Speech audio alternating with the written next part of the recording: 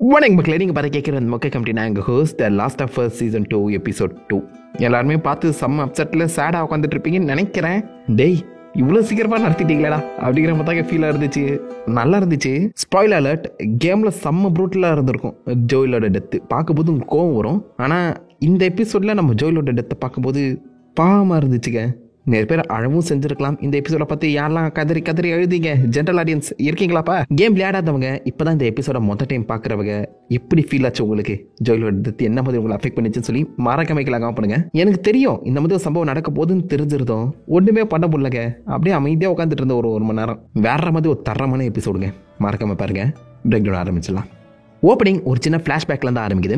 கேமில் ஏகப்பட்ட ஃப்ளாஷ்பேக் வரும். அந்த கேமோட மிக முக்கியமான மைனஸே அதுதாங்க. கதை வந்து காண்டாயித்தினாலும் இந்த மொத்த கதையோட பேசிங் வந்து பார்த்தீங்கன்னா ஃப்ளாஷ்பேக் வச்சே ரொம்ப கேவலப்படுத்திருப்பாங்க. நான் லீனியராக சொல்கிற பேரில் இஷ்டத்துக்கு ஏகப்பட்ட ஃப்ளாஷ்பேக் வந்து பார்த்தீங்கன்னா போயிட்டு இருப்பாங்க. சீரியஸில் அதை பண்ண மாட்டாங்கன்னு நினச்சேன். ஆனால் ஓப்பனிங் ஒரு ஃப்ளாஷ்பேக் கொடுக்குறாங்க. அது ஃபுல்லாலாம் காட்டலை. ஸோ ஆபியோட பாயிண்ட் ஆஃப் வியூவில் இந்த பக்கம் அவங்க அப்பாவை ஃபர்ஸ்ட் டைம் மீட் பண்ணும்போது என்ன மாதிரி ரியாக்ட் பண்ணியிருப்பான் அப்படிங்கிறத சின்னதாக ஒரு இந்த சீக்வன்ஸ் மூலியமாக ப்ரெசென்ட் பண்ணியிருப்பாங்க. இதில் ஓல்டர் ஆபி எங்கர் ஆபியை பார்த்து அதுக்குள்ளே போவாத, நீ அதை தாங்க மாட்டேன்னு சொல்லி அவ மைண்ட் செட் எப்படி இருக்குங்கிறத தெளிவாக காமிச்சிருப்பாங்க. இது எல்லாமே ரொம்ப முக்கியமான சீக்வன்ஸ். பிகாஸ் இதுக்கப்புறம் நீங்க கண்டிப்பா ஆபியை நிறைய பேர் வெறுக்க ஆரம்பிச்சிருவீங்க. இவ ஏன் இப்படி பண்ணா அப்படிங்கிற அந்த கேரக்டர் டெஃபினிஷனுங்கிறது கொடுத்தே ஆகணும். அந்த கேரக்டர் ஜஸ்டிஃபை பண்ணி ஆகணும். இந்த சீசன்ல பண்ண மாட்டாங்க தோணுது. எனக்கு தெரிஞ்சு அடுத்த சீசன் கம்ப்ளீட்டாவே ஆபிக்காக தான் ஒதுக்க போறாங்க நம்புறேன். பார்க்கலாம் ஜஸ்டிஃபை பண்றாங்களா இல்லையான்னு. அப்படியே அந்த சோகத்தோடையே கண் முடிச்சு பார்க்க இந்த பக்கம் நம்ம ஓவன் ஜாக்சன் சிட்டியை பார்த்துட்டு இருப்பாரு.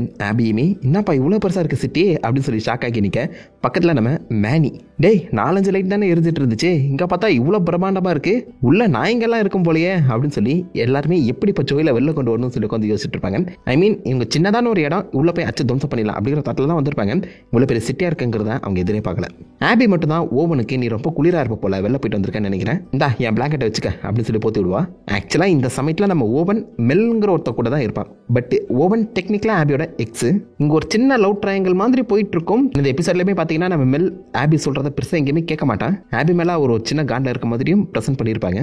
அதெல்லாமே எப்படி பிளே அவுட் ஆக போகுதுன்னு பொறுத்தது பாவம். ஏதாவது பிளான் இருக்கா உள்ள போய் அடிக்கிறதுக்கு அப்படின்னு சொல்லி கேட்க ஓவன் என்கிட்ட ஒரு பிளான் இருக்கு, இனிஷியல் ஸ்டேஜ்ல தான் இருக்கு, முழுசாக யோசிச்சு சொல்றேன் அப்படின்னு சொல்லுவாப்ல. நானும் எடுத்தோன்னே இந்த பக்கம் ப்ரீவியஸ் எபிசோட்ல நிறைய ரெஃப்யூஜஸ் உள்ள வந்திருப்பாங்களே, அப்படியே கூட்டத்தோட கூட்டமா இந்த பக்கம் ரெஃப்யூஜியா உள்ள போகுது ஜோயில மட்டும் கடத்திட்டு கொண்டு வந்துடலாம் அப்படிங்கிற பிளான் ஏதாவது சொல்லுவார் நினைச்சேன். ஏன்னா original last of us part 2 கேமோட ஐடியா இப்படி தான் இருந்திருக்கு. லைக் ஆபியோட அந்த டீம் வந்து பாத்தீங்கன்னா ரெஃப்யூஜி மாதிரி உள்ள போய் ஜோயில கடத்திட்டு வரதான் ஃபர்ஸ்ட் பிளானா வச்சிருந்திருக்காங்க. அது செட் ஆகலன்னு சொல்லிட்டு தான் ஜோயில வேற மாதிரி உள்ள கூட்டு வந்திருப்பாங்க. அதை இந்த இடத்துல சின்னதா ஒரு ட்ரிபியூட் மாதிரி கொடுத்துருக்கலாம். லைக் அந்த ஒரு ஐடியாவை இங்க வந்து பிரசன்ட் பண்ணிருக்கலாம். மிஸ் பண்ணிட்டாங்க. சம ஆப்பர்ச்சுனிட்டி மிஸ் பண்ணிட்டாங்க. ஒரு குட்டி கேம் ஈஸ்டர் மாதிரி இருந்திருக்கும். ஆபி நீ போய் லுக் அவுட்ல இரு, நாங்க பிளான் வந்தா சொல்றேன் அப்படின்னு சொல்லி இந்த பக்கம் நம்ம ஓவன் காஃபி வச்சிட்டு இருக்கேன். ஆபி கிளம்பிட்ட அப்புறம் மற்ற 3 பேருமே நிஜமாலே உங்கள்கிட்ட பிளான் இருக்காடா அப்படின்னு சொல்லி கேட்க இருக்கு. ஆபியை இந்த செயலை செய்ய வேணாம்னு சொல்லி கன்வின்ஸ் பண்றதா அந்த பிளான் சொல்லுவாப்ல. பயங்கரமான ட்விஸ்டா இருக்கேடா. அண்ட் ஆப்வியஸா இந்த 3 பேர்ல நோரா கேரக்டர் இருக்காங்களா, அந்த கேரக்டர் ரோல் பிளே பண்ணது ஜார்டன் ஏமன். நம்ம நாட்டி டாகோட அடுத்த கேம் இன்டர் கேலக்டிக்ல அவங்க தான் மெயின் ரோல் ப்ரோட்டகனிஸ்ட் ரோல் வந்து ப்ளே பண்ண போறாங்க. ஸோ அந்த கேரக்டருக்கான ஒரு சின்ன ரெஃபரன்ஸாக இங்கே கொடுத்துருக்காங்க சொல்லலாம். அண்ட் ஃபியூச்சரில் சொல்ல முடியாதுங்க, இன்டர் கேலக்டிக்கை பேஸ் பண்ணி ஒரு தனி சீரிஸும் வரலாம். அதில் இவங்களே நடிச்சாங்கன்னா இன்னும் பெட்டராக இருக்கும்ல சொல்கிறேன். ஸோ இந்த ஒரு மிஷனில் ஆபி மட்டும் தான் ஃபோக்கஸ்டாக இருக்கா. ஜோயில பழி வாங்கணுங்கிற ஒரு ஃபோக்கஸ் ஆபி கிட்ட மட்டும் தான் இருக்கு. என்னதான் அங்கே இருக்க அத்தனை ஃபயர் ஃப்ளைஸ் செத்துருந்தாலும் மற்றவங்களுக்கு எல்லாருக்குமே எப்படியாச்சும் ஒரு நல்ல லைஃப் வாழணும், ஜோயில பழி வாங்காம எப்படியாச்சும் இங்கிறது உயிரோட தாத்தா போதும் அப்படிங்கிற தாட் மட்டும் தான் இருக்கு. ஸோ ஆபி மட்டும் தான் அந்த ரிவெஞ்ச் பாதையில் போயிட்டு இருக்கேன். யாருமே அவரை பேசி கன்வின்ஸ் பண்ற மாதிரி எனக்கு தெரியல. ஆபிக்கு இப்போ வரைக்குமே ஆமா போட்டு தாங்க இருக்காங்க. ஏதாச்சும் 4 வார்த்தை நல்லா தான் சொல்லி திருத்திருக்கலாம் அந்த புள்ளைய. ஜோயில கொண்டியாமா கொய்யால. இந்த பக்கம் ஜாக்சன்ல இப்போதைக்கு ஏர்லி பேட்ரோலுங்க ஆரம்பிக்குது. பேட்ரோலுக்கு போக ரெடி ஆகலையா அப்படின்னு சொல்லி ஜெஸ்ஸி நம்ம எலியோட கதவை தட்டுவாப்ல. ஸோ எலி ஏழிச்சிருக்கும் போது அவ பக்கத்தில் நீங்க பார்த்தீங்கன்னா அந்த கிட்டார் இருக்கு. ப்ரீவியஸா ஜோயல் ஆக்சுவலாக அந்த கிட்டார் நான் சரி பண்ணி தரேன் அப்படி கொண்டு போயிருப்பார்ல. போன எபிசோட் எண்ட்ல கூட கிட்டாரை வந்து டியூன் பண்ணிட்டு இருப்பாரு நம்ம ஜோயல். அதுக்கப்புறம் ஒரு சீக்வன்ஸ் ஆக்சுவலாக கேம்ல ஃபிளாஷ்பேக்காக ப்ளே ஆகிருக்கும். அதில் நம்ம எலியன் ஜோயல் வந்து பார்த்தீங்கன்னா சமரசம் ஆயிருப்பாங்க. அதுக்கப்புறம் அந்த ஜோயல் இந்த கிட்டாரை வந்து பார்த்தீங்கன்னா எலிகிட்ட கொடுத்துட்டு போயிருப்பாரு. இப்போ நீங்க இந்த கிட்டார் பார்த்தீங்கன்னா கீழே விழுந்து கிடக்காது. ஐ மீன் லைக் ஒரு ஸ்டாண்ட்ல பக்கமாக வைக்கப்பட்டிருக்கு. ஸோ விச் மீன்ஸ் இந்த சமயத்தில் எலியன் ஜோயல் ஆல்மோஸ்ட் சமரசம் ஆயிட்டாங்க. பட் என்ன கேட்டிங்கன்னா அடுத்த எபிசோட்ல இது ஒரு ஃபிளாஷ்பேக்கை தான் காப்பாங்கன்னு நினைக்கிறேன். அண்ட் எலி எழுச்சிக்கும் போது வயிற்றுல கை வச்சுக்கிட்டே எழுச்சிப்பான். ஏன்னா முந்தா நாள் தானே இந்த மாதிரி ஒரு சண்டையில் இந்த பக்கம் ஸ்டாக்கர் அவன் வயிற்றுல கச்சிருப்பா. அந்த வழி இன்னும் இருக்கு போலங்க. ஜெஸ்ஸி என்னடா இவ்வளோ சீக்கிரமாக வந்திருக்க அப்படின்னு சொல்லி கேட்க 8 மணிக்கு பேட்ரோல் நான் சீக்கிரமாக போகணும்னு ஆசைப்படுறேன். அதே மாதிரி நேற்று என்ன நடந்துச்சுன்னு கேள்விப்பட்டேன் அப்படின்னு சொல்ல எலிக்கும் டீனாவுக்கும் நடுக்கிற விஷயத்த திறத்தனமா எலி உளறிடுவா. பட் டெக்னிக்கலாக பார்க்கும்போது டீனா நம்ம ஜெஸ்ஸியோட எக்ஸ் ஒரு வாரம் தான் ஆகியிருக்கும் பிரேக்கப் ஆகி. அதுக்குள்ளேவா அப்படிங்கிற மாதிரி லைட்டாக ஜெஸ்ஸி கலாச்சிருப்பாரு. இந்த இன்ட்ராக்ஷன் சீக்வன்ஸ் எக்ஸாக்டாக லாஸ்ட் ஆஃப் அஸ் பார்ட்டோட ஓப்பனிங் சீக்வன்ஸ் அமைஞ்சிருக்கும். ஸோ டெக்னிக்கலாக பார்க்கும்போது இந்த எபிசோட்ல இருந்து தான் last of us kick off ஆகும். ப்ரீவியஸாக நீங்கள் பார்த்தீங்களா அந்த எபிசோட் முதல்ல ஒரு ஃப்ளாஷ்பேக்காக தான் வந்திருக்கும் கேமில். பட் அந்த சீரீஸில் அந்த ஆர்டரை மாற்றி அமைச்சிருக்காங்க, which is really a good thing. ஏன்னா இதுக்கப்புறம் நிறைய ஃப்ளாஷ்பேக் பார்ப்பீங்கன்னு நம்புறேன். ஸோ எல்லாமே ஃப்ளாஷ்பேக்காக இருந்துடக்கூடாதுன்னு சொல்லி இதை பர்ஃபெக்டாக மேட்ச் பண்ணியிருக்காங்க தோணுது. இப்போ தொடர்ந்து ஃப்ளாஷ்பேக் வரும்போது பேசிங் அடி வாங்கும். அது எப்படி சரி பண்ணுறாங்கன்னு பார்ப்போம். பேட்டலுக்கு போகிறதுக்கு முன்னாடியே ஜெஸ்ஸி ஃபங்கஸ் கொஞ்சம் கொஞ்சமாக இவால்வ் ஆகிட்டு இருக்காங்க ஒரு விஷயத்தை சொல்வார். அதாவது இந்த குளிர்காலத்தில் ஃபங்கஸால் வாழ முடியாதுன்னு தெரிஞ்சு தன்னுடைய இனத்திலே ஒரு 5-6 பேரை இன்சுலேட்டராக யூஸ் பண்ணியிருக்கேன். ஒரு 30 ஃபங்கஸ் கிட்ட, அதாவது கார்டிசெப் வந்து பார்த்தீங்கன்னா அதோடைய இனத்தில் இருக்க ஜாம்பியே இன்சுலேட்டராக யூஸ் பண்ணுது அப்படிங்கிற மாதிரி மென்ஷன் பண்ணுவாப்ல. 30 நேற்று வந்து போட்டு தள்ளியாச்சு. பட் இதுக்கப்புறம் 300-3000 இறங்கிச்சுன்னா என்ன பண்ணுறது? 10வது குறைக்கு நீ வேற நேற்று ஸ்டாக்கர்னு சொல்லி புத்திசாலியாக இவால்வ் ஆன ஒரு கார்டிசெப்பையுமே மென்ஷன் பண்ணியிருக்கேன். உங்களுடைய சர்வைவல் எபிலிட்டிலாம் குறைஞ்சிக்கிட்டே வருது போலயே அப்படின்னு சொல்லுவாப்ல. ஐ மீன் கேமில் பார்த்ததை விட இந்த சீரீஸில் இருக்கக்கூடிய இந்த கார்டிசெப் வந்து பார்த்தீங்கன்னா கொஞ்சம் புத்திசாலிகளாக தாங்க இருக்கு. அண்டர் கிரவுண்டில் ஒரு பைப் மூலியமாவே 1000 கிலோமீட்டர்ஸ்க்கு அங்கிட்டு இருக்கக்கூடிய அந்த ஃபங்கஸ் எல்லாத்தையுமே ஈஸியாக கான்டாக்ட் பண்ணுது. கேமில் அப்படி இருக்காதுங்க. இது ரொம்ப வித்தியாசமாக பண்ணியிருக்காங்க. எவ்வளோ தூரம் போகுதுன்னு பார்ப்போம். அதே மாதிரி ஜோயல் அண்ட் எலிக்குள்ள நடந்த அந்த சண்டையை பற்றியும் ஜெஸ்ஸி பேச எலி வந்து பார்த்தீங்கன்னா நாங்கள் 2 பேரும் பேசி சமாதானம் ஆகிட்டோம், நீ ரொம்ப ஓவராக பேசுகிற, நான் பேசாமல் ஜோயல் கூடியே காலையில் பேட்ரோலுக்கு போயிடுறேன் அப்படின்னு சொல்லி தனியாக கிளம்ப ஜோயல் டீனாவை கூட்டு போயிட்டான். நீ யா கூட தான் மாட்டிக்கிட்ட, நம்ம 2 பேரும் தான் போகணும். பட் நம்ம பேட்ரோலுக்கு போகிறதுக்கு முன்னாடி மரியா உன்னை ரெஸ்டாரண்ட்டுக்கு வர சொன்னான் அப்படின்னு சொல்லி எலியை ரெஸ்டாரண்ட் கூட்டு போவாங்க. ஸோ ஆக்சுவலாக எலி கொஞ்சம் நேரத்துக்கு முன்னாடி எழும்பியிருந்தா ஜோயல் கூட போயிருக்கலாம். அவுட்கமே கம்ப்ளீட்டாக மாறி இருக்கும்னு நினைக்கிறேன். மிஸ் ஆயிடுச்சு. அந்த பக்கம் ரெஸ்டாரண்ட்டில் நம்ம டாமி ஒரு ட்ரில் ப்ரெசன்டேஷன் கொடுத்துட்டு இருப்பாரு. திடீர்னு ஜாம்பிஸ் உள்ள வந்தா என்ன பண்ணணும்? குழந்தைங்க வயசானவங்க எல்லாருமே அண்டர் கிரவுண்டுக்கு போயிடணும், கையில் கண்ணத்து சுட முடியறவங்க எல்லாருமே செகண்ட் ஃப்ளோருக்கு போயிடணும் அப்படின்னு சொல்லி அந்த ட்ரில் ப்ரெசன்டேஷனை கொடுத்துட்டு இருப்பாரு. இதை நம்ம எலி பெரிய சீரியஸாக எடுத்துருக்க மாட்டாங்க. அந்த மாதிரி ப்ரெசன்டேஷன் அதிகமாக கொடுத்துட்டு இருப்பாங்கன்னு நினைக்கிறேன். ஏன்னா யாருக்கும் என்ன பிரச்சனை வரப்போகுதுன்னு தெரியாதுல்ல. மரியா கிட்ட எதுக்கு நீங்கள் வர சொன்னீங்க அப்படின்னு சொல்லி கேட்க மரியா பட்டுன்னு பக்கத்தில் இருக்கக்கூடிய செத்து கூட ஒரு சின்ன மீட்டிங்கை டப்புன்னு அரேஞ்ச் பண்ணுவா. எலியும் டீனாவும் ஒன்றா இருந்தது செத்துக்கு பிடிக்காம ஹோமோஃபோபிக்காக கமெண்ட்டை பாஸ் பண்ணி அங்கே தான் நம்ம ஜோயிலுக்கு எலிக்கும் சண்டை முட்டிக்கும் போன எபிசோடில். அதுக்கு மன்னிப்பு கேட்குற மாதிரி செத்து நீங்கள் வெளில போகிறீங்களா, உங்களுக்கு நான் சாண்ட்விச் பண்ணியிருக்கேன் அப்படின்னு சொல்லி தன்னுடைய மன்னிப்பை சாண்ட்விச் மூலியமாக காட்டுவார். இந்த சீன் எக்ஸாக்டாக கேமில் வந்த மாதிரியே தான் ரெப்ளிகேட்டாக இருக்கும். ஆத்தென்டிக்காக நிறைய முக்கியமான சீக்வன்ஸை அப்படியே கொடுத்துருக்காங்க. எலியோட கேரக்டருக்கும் இது ரொம்ப முக்கியமான சீன். சூப்பராக எழுதியிருக்காங்க தாங்க சொல்லணும். ஏன்னா எலி எவ்வளோதான் யாரோ ஒருத்தங்க மன்னிப்பு கேட்டாலும் அதை உடனே அக்செப்ட் பண்ணிக்க மாட்டான். எலி இஸ் சூப்பர் ஸ்டபன். அந்த ஸ்டபன்னஸால தான் இந்த பக்கம் ஜோயல் கூட ஒரு 2-3 மாசங்கள் பேசாமலே இருந்திருப்பான். அண்ட் ஃபைனலாக ஜோயல் செத்துட்டு அப்புறம் இனிமேல் என்னால் ஜோயல் கூட பேசவே முடியாதா அப்படிங்கிற ஒரு வழியோட தான் அவன் அந்த பக்கம் ஜோயல் பக்கத்துலேயே போய் மன்னிச்சிருன்னு சொல்லாமல் மன்னிப்பு கேட்பாங்க. லைக் அந்த ஸ்டபன்னஸ் எலியோட கேரக்டர் டெவலப் பண்ணுற மாதிரி இருந்தாலும் பல இடங்களில் மைனஸாக தான் அமைஞ்சிருக்கேன். அதை இந்த சீக்வன்ஸில் சூப்பராகவே எலிவேட் பண்ணி காமிச்சிருக்காங்க. இந்த கேரக்டரை புரிஞ்சுக்கிறதுக்கு நம்மளுக்கு தேவையான ஒரு சீக்வன்ஸ் இது. ஜெசின் எலி இப்போதைக்கு அவங்களுடைய பேட்ரோல் கிளம்புறாங்க. கிளம்பும்போது வெளில பார்த்தா ஒரு மிகப்பெரிய புயல் வந்துட்டு இருக்கு, பிளிசார்ட் வந்துட்டு இருக்கு. அதனால எந்த ஒரு பிரச்சனையுமே இல்லையே, ஏற்கனவே கை கால்லாம் வரைக்குது அப்படின்னு சொல்ல ஜெசி மலை மேலே தானே அது வருது, இங்கே பிரச்சனை இல்லை அப்படின்னு சொல்லி கிளம்புவாங்க. பட் யோசிச்சு பார்த்தீங்கன்னா இந்த எபிசோட்ல ஆபியும் மலை மேலே இருந்து தான் வருவாங்க. அண்ட் அந்த ஜாக்சனை அழிக்க வந்த மொத்த ஹோர்டுமே மலை மேலே இருந்து தான் இறங்கி இருக்கும். ஸோ மலையில தான் எல்லா பிரச்சனையும் இருக்கு. அது அங்கே ஜாக்சன் மக்கள் ஒழுங்காவே புரிஞ்சுக்கல. மலை மேலே எந்த ஒரு பிரச்சனையுமே இல்லைன்னு ஜெசி சொன்ன அடுத்த ஷாட்லேயே நீங்கள் பார்த்தீங்கன்னா ஆபி மேலே உட்காந்து இந்த ஜாக்சனை அப்படியே வேவு பார்த்துட்டு இருப்பாங்க. பட் குளிர் அதிகமாக இருக்க இங்கேருந்து கிளம்பிடலாம் அப்படின்னு சொல்லி யோசிக்கிறதுக்கு முன்னாடி கரெக்டாக நம்ம ஜோயலோட குதிரை கத்திரும். ஜோயல் அண்ட் டீனா வரதை ஆபி நோட் பண்ணுவாங்க. பட் ஆபிக்கு அது ஜோயல் தான் தெரியாது. ஸோ என்னன்னு கேட்டுடலாம் அப்படிங்கிற தட்டலாம் அவங்கள ஃபாலோ பண்ணிட்டு போகும்போது தான் தெரியாதனமா கீழே விழுந்து அந்த இடத்துல புதைப்பட்டு இருந்த எல்லா ஜாம்பிஸுமே தட்டி எழுப்பிடுவாங்க. மோர்லைக் ஒரு ஜாம்பி அவலான்ச்சே நடத்திடுறாங்க அப்படிதாங்க சொல்றோம். அங்க இருந்த அந்த ஜாம்பிஸும் மேல இருக்கக்கூடிய இறந்த ஜாம்பிஸை இன்சுலேட்டர்ஸா யூஸ் பண்ணி இப்போதைக்கு கனெக்ஷன் மூலியமா ட்ரிகர் ஆகி ஓடி வர ஆரம்பிக்குது.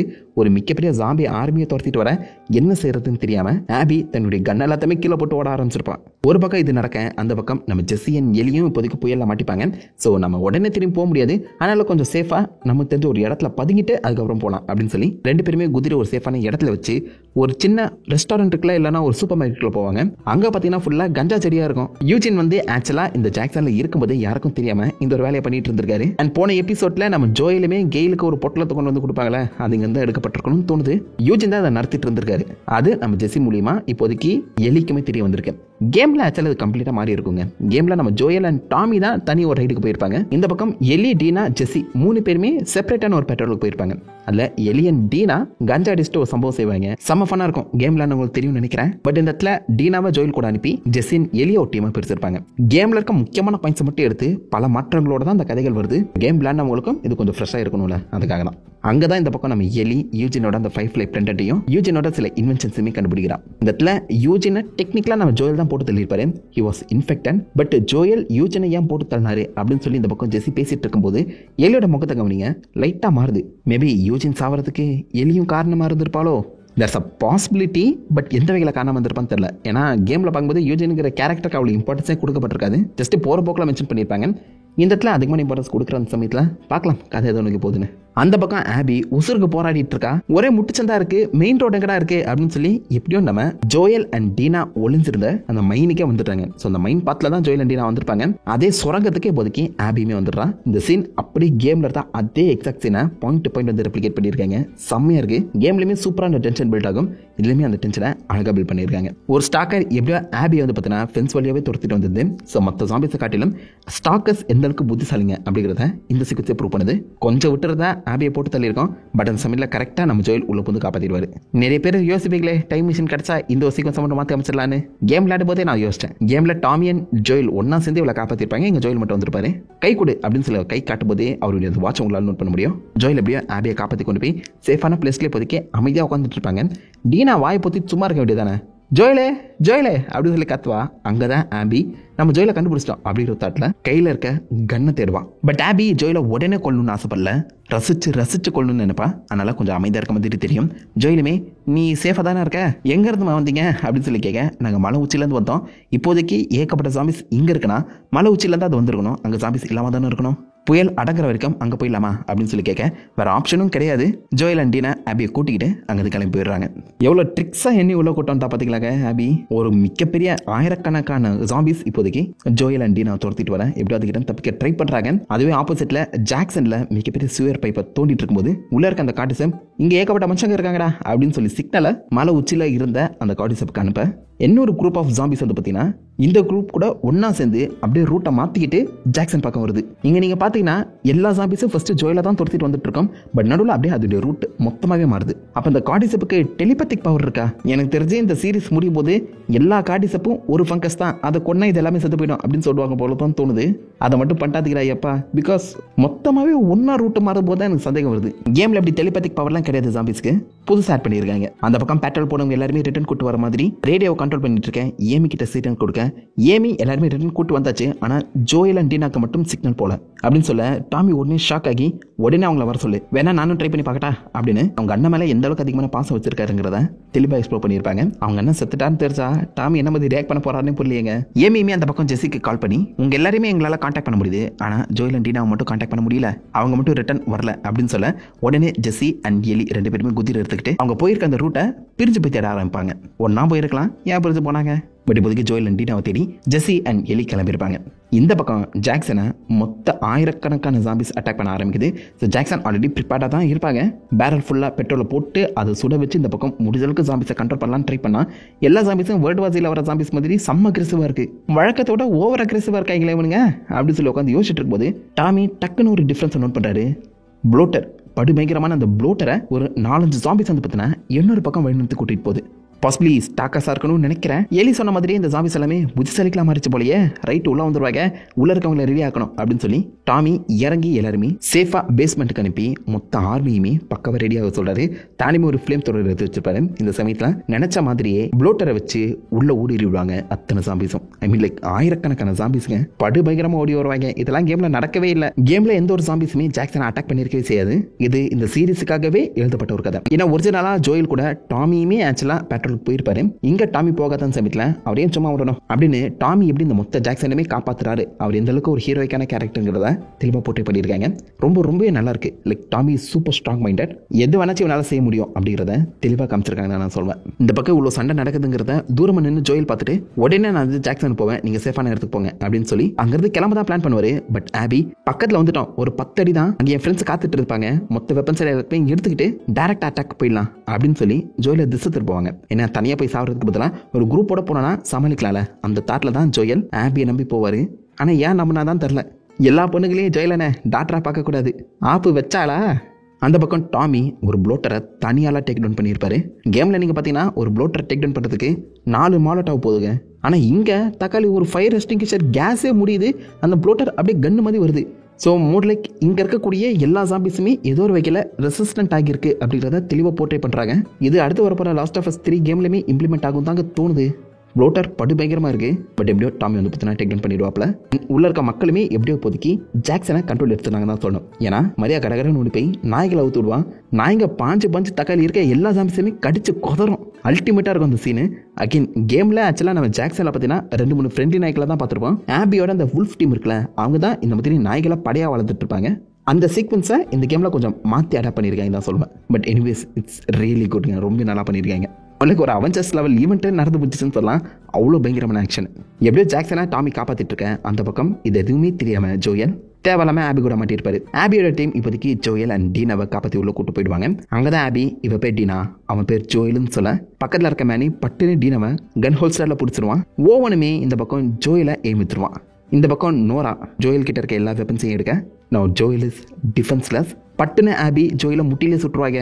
பட் இது எக்ஸ்பெக்டடாக மாறி இருக்கும். கேமில் நீங்கள் பார்க்கும்போது ஆபி திடீர்னு இன்ட்ரடியூஸ் ஆகி ஜோயில டேக் டவுன் பண்ணுற மாதிரி தான் கதை எழுதியிருப்பாங்க. நம்மளுக்கு ஒரு ஷாக் ஃபேக்டராக இருக்கும் கேமில். பட் இந்த இடத்துல நம்ம ஆபி எப்படியோ ஜோயில கில் பண்ண போகிறான் அப்படிங்கிற ஒரு எதிர்பார்ப்பில் தான் பார்த்துட்டு இருப்போம். ஜென்ரல் ஆடியன்ஸையும் சேர்த்து தான் சொல்கிறேன். ஏன்னா போன எபிசோட்லேயே இதுக்கான அடித்தளத்தை போட்டாங்களே. ஸோ கேம் அளவுக்கு இந்த சீன் ஜென்ரல் ஆடியன்ஸ்க்கு ஷாக் ஃபேக்டராக அமைஞ்சிருக்குமான்னு கேட்டிங்கன்னா டவுட் தான். உங்களுக்கு எப்படி இருந்துச்சுன்னு சொல்லி கீழே காமிடுங்க. Joel can move anywhere. டீனாவுக்கு வழி எதுவுமே தெரியக்கூடாது, இங்கே நடக்கிறது எதுவுமே புரியக்கூடாதுன்னு சொல்லி ஊசி போட்டு தூங்க வச்சுருவாங்க. மெல் இது எல்லாத்துக்குமே எதிராக தான் நிற்பான். லைக் நீ ஜோயில கொலை வந்தால் அவனை மட்டும் கொள்ளு, ஏன் மற்றவங்கள பழி வாங்குறேன், அது மட்டும் இல்லாமல் நடுவில் அப்படின்னு அடினாவை கொண்டுருவா அப்படின்னு சொல்லும்போது கூட மெல் அதை எதிர்த்து பேசுகிற மாதிரி தான் காமிக்கப்பட்டிருக்கும். இந்த குரூப்பில் மெல்ல மட்டும் தான் நல்லவங்கிற மாதிரி போட்டே பண்ணிட்டு இருக்காங்க. ஆபியோட இந்த புருட்டாலிட்டியுமே தெளிவாக காமிச்சிருப்பாங்க. அதுக்கப்புறம் தான் ஜோயல் கிட்ட நான் யார் தெரியுமா அப்படின்னு சொல்லி பற்றின உண்மைகள் எல்லாத்தையுமே சொல்வா. முக்கியமாக 5 ஃப்ளைஸ் கொல்லும் போது அங்கே இருக்க டாக்டருமே சேர்த்து இந்த பக்கம் ஜோயல் எந்த ஒரு வார்த்தையுமே பேசாமல் கொண்டு இருப்பாரு. அண்ணாம்டு டாக்டரை அப்படியே அசால்ட்டாக கொண்டுட்டே நீ அப்படின்னு சொல்லி ஜோயல் கிட்ட கேட்க ஜோயல் அதை யோசிச்சு பார்ப்பாரு. அப்போ அவருடைய பாயிண்ட் ஆஃப் வியூ நீங்கள் பார்த்தீங்கன்னா ஆக்சுவலாக அந்த டாக்டர் கையில் ஒரு சின்ன கத்தியோட தான் இந்த பக்கம் ஜோயல் பக்கம் வந்திருப்பாரு. ஸோ அந்த டாக்டர் ஆக்சுவலாக அண்ணாம்டே கிடையாது. பட் ஆபியோட மனசில் அவங்க அப்பா யாருமே ஹர்ட் பண்ண மாட்டாரு அப்படிங்கிற தாட்டில் தான் இந்த ஒரு வார்த்தை சொல்லியிருப்பான். எனக்கும் அது ஒரு வருத்தமாக தாங்க இருந்துச்சு. பிகாஸ் ஜோயல் மற்றவங்களை கூட்டுறது பிரச்சனை இல்லை, அவங்க எல்லாருமே சோல்ஜர்ஸ் கேன் பி ட்ரெயின்ட். ஆனால் டாக்டரை உருவாக்குறது ரொம்ப கஷ்டம். Also he is a neuro surgeon வேற, லைக் மூளை அறுவை சிகிச்சை பண்றவர். இந்த மாதிரி வேல்யூபிளான ஸ்டடிஸ் வச்சிருக்கவங்க இப்போதைக்கு உலகத்தில் ரொம்பவே கம்மி. மேபி யாருக்கு தெரியும், he could be the last one. But எந்த ஒரு வார்த்தையுமே கேட்காம போட்டு தந்ததெல்லாம் அன்அக்செப்டபிள். நமக்கு அப்படி ஃபீல் ஆகும்போது ஆபிக்கு அப்படி ஃபீல் ஆனதில் தப்பு இல்லை தான். பட் அதே சமயத்தில் we are rooting for Joel right. இந்த பக்கம் நீ எந்த அளவுக்கு மோசமானவனு தெரியுமா, எத்தனை பேரை கொண்டு இருக்க தெரியுமா, எங்கள் அப்பா நல்லவர்றா, உன்னை மாதிரி கேட்டுக்கிட்டவன் நினச்சியா, உன்னை நான் உடனே கொல்ல மாட்டேன், வலிக்க துடிக்க கொட்டுறான் பாரு அப்படின்னு பக்கத்தில் இருக்க இந்த கோல்ஃப் கிளப்பை எடுத்து ஜோயலை டார்ச்சர் பண்ண ஆரம்பிப்பா. இவங்க எல்லாருமே ஃபயர் ஃப்ளைஸாக இருந்தவங்க இப்போதைக்கு ஐசக் கீழே இருக்கக்கூடிய வுல்ஃப் டீமில் மிலிஷியன் ட்ரைனிங் போயிருப்பாங்க. கிட்டத்தட்ட 5 வருஷம் நம்ம ஜோயிலை டிஃபீட் பண்ணுறதுக்காகவே ஆபி மிலிட்ரி ட்ரைனிங் போயிருப்பான். அது எல்லாமே இங்கே ஒர்க் அவுட் ஆயிருந்தாங்க சொல்லணும். இந்த சமயத்தில் தான் கரெக்டாக நம்ம எலி ஜோயில அந்த குதிரையை வச்சு அவங்க இருக்க இடத்த கண்டுபிடிச்சிடுறான். கீழே அதிகமான சத்தம் கேட்க என்னன்னு சொல்லி எட்டி பார்த்தா அந்த இடத்துல நம்ம ஆபி ஜோயில போட்டு பொழந்து கட்டிட்டு இருப்பான். இது நம்ம எலிக்கு ஒரு ஷாக் ஃபேக்டராக அமைஞ்சிருக்கும்.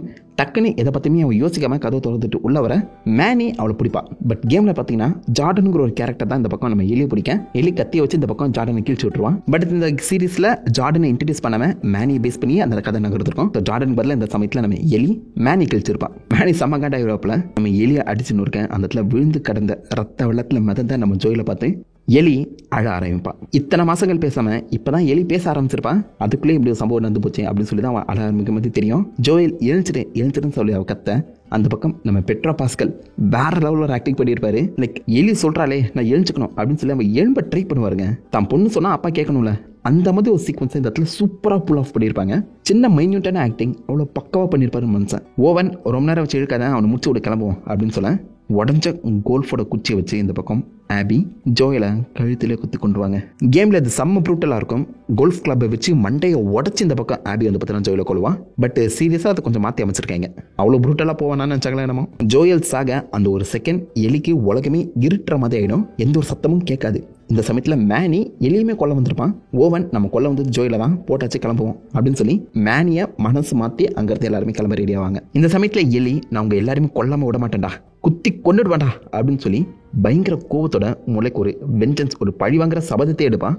இதே ஒரு சபதத்தை ஃபோக்கஸ் பண்ணி தான் ஆபியுமே இங்கே வந்திருப்பான். இந்த சீரீஸோட கான்செப்டே அதுதான், வயலன்ஸ் இஸ் அ சர்க்கிள். அது உங்களால் முடிச்செல்லாம் விட முடியாது, அது தொடர்ந்து பில்ட் ஆகிக்கிட்டே போகும். And also it will never make you happy. அந்த வகையில் நம்ம ஆபி இந்த இடத்துல ஜோயில போட்டு தள்ளி இருந்தாலும் அவன் முக ரியாக்ஷன் பாருங்க, முளைக்கு ஒரு ரெக்ரெட் தான் இருக்கு. சரி நினச்ச மாதிரி ஜோயில போட்டாச்சு, இதுக்கப்புறம் என்ன அவ்வளோதானா அப்படின்ற தாட் அவன் மனசில் இருக்கிறத அவங்களால புரிஞ்சுக்க முடியும். கெய்ட்லின் டவர் சூப்பராக ஆக்ட் பண்ணுறாங்க. அவங்க கிட்ட அந்த ஆபி மாதிரி ஃபிசிக்கல் பில்ட் இல்லையே தவிர்த்து அந்த வெஞ்சன்ஸ் அவங்களோட மனநிலைமை என்ன மாதிரி இருக்குங்கிறத தெளிவாக நம்ம கண்ணில் காட்டுறாங்க. நல்லா இருக்கு, ரொம்ப ரொம்ப நல்லா இருக்கு. அங்கே இருக்கவங்க எல்லாருமே வந்த வேலை முடிச்சு சொல்லி மூட்டை கட்டிக்கிட்டு கிளம்ப.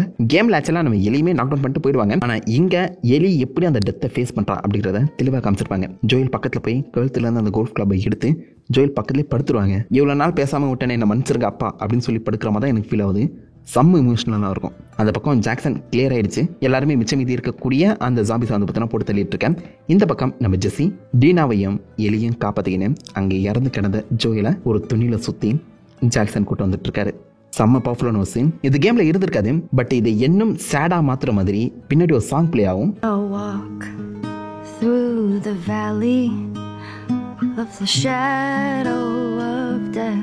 இந்த சாங் தான் first the last of us part 2ங்கிற ஒரு ப்ராஜெக்ட் நாங்கள் ரெடி பண்ணிட்டு இருக்கோம் அப்படின்னு சொல்லி ஒரு குட்டி டீசர் ரிலீஸ் பண்ணியிருப்பாங்க.